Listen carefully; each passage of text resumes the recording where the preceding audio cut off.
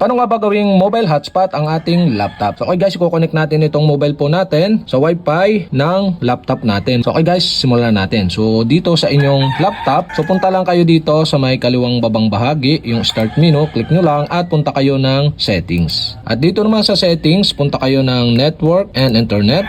Yan, click nyo lang yan.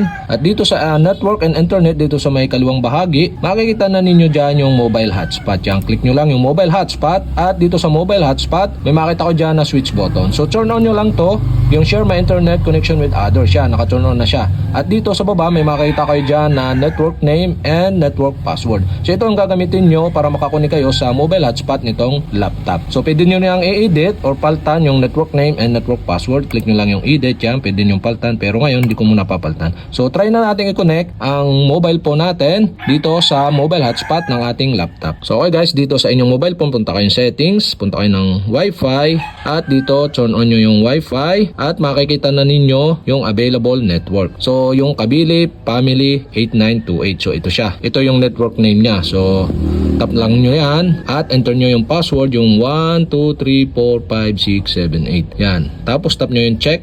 Yan guys. So connected na siya guys. Successful na nating na-connect ang ating cellphone sa Wi-Fi sa pamamagitan ng mobile hotspot sa ating laptop.